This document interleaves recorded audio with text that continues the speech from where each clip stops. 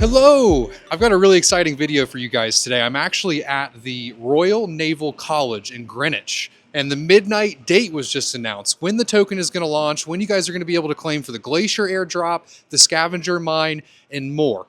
And on top of that, not only was that first date launched for the token, I also have a total of 4 different dates for you guys today. The next year is going to be absolutely crazy. Of 2026, Charles just announced all of this on stage here in London. And what we're going to do in this video is go through the phased rollout that's coming out in the next year. But on top of that, I'm also going to be doing a podcast with Charles Hoskinson tomorrow, and I'm going to upload this tonight so you guys actually have the chance to ask Charles Hoskinson a question about Midnight or Cardano yourself. So all you have to do is comment your questions down below, but let's jump into the video and talk about the rollout of Midnight over the next year and the different dates.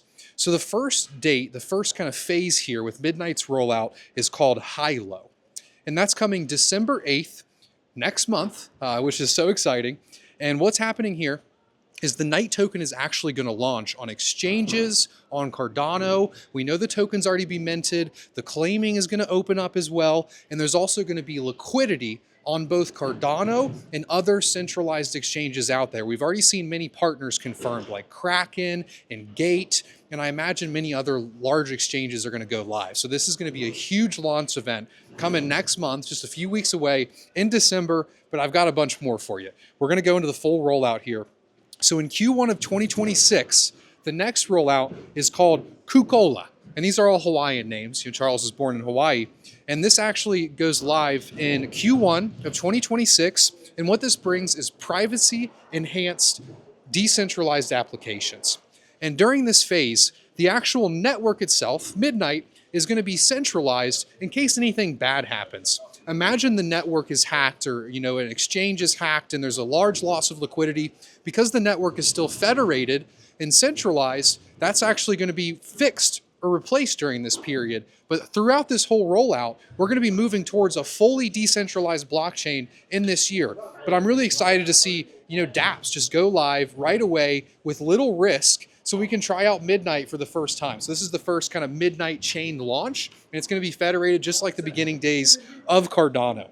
So if we go on to the next phase here, this one's called Mahalu, and this is in Q2 of 2026, and this is when the SPO nodes go online in the Dust Capacity Exchange. So this is when, if your Cardano stake pool, I run Bloom, for example, I'm going to be able to run a Midnight node on top of my Cardano node and then pay out Night tokens to all of the delegates. And all of the other stake pool operators on Cardano are going to be able to do the same thing. So that's really exciting. It's a higher APY for staking ADA to a pool that runs, Midnight on top of the node.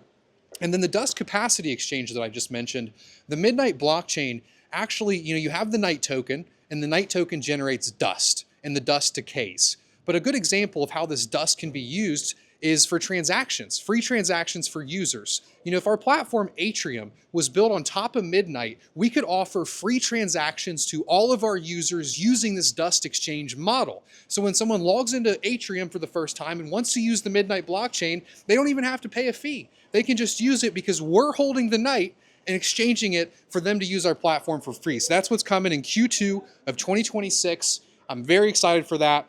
And then Q3 of 2026 is actually the Hula update. And this is all bridging infrastructure between Cardano and Midnight, and it also turns on the ability for other blockchains to use Midnight directly. So imagine if you're a Bitcoin user, a Solana user, a Ripple user, and you want to use a dApp that offers privacy. You want to use a private stablecoin. You want to swap on a decentralized exchange, but privately. This is actually going to go live for all of these blockchains. And from my understanding, around this time, you'll actually be able to pay in the native fee of the blockchain you're using. So this is complete and total interoperability with all blockchains. If you can move all of your JPEGs over to Midnight, you can now move them to other blockchains. So this really is kind of a moment in history, in a way, of Cardano being opened up to the entire wider ecosystem. So again, I have a Charles video coming out tomorrow, a podcast. Ask a comment, a question down below, and I'll make sure I ask it in the video if it's a good one.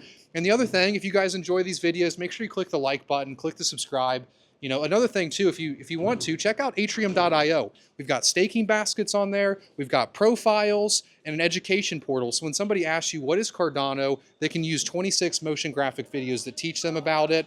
And you know, I won't go too much into it. We'll keep this video short, but thank you so much for watching. If you have any questions about Midnight or Cardano, make sure you join the Atrium Discord. We got thousands of helpful members in there that will answer any of the questions you have. See you guys tomorrow with Charles.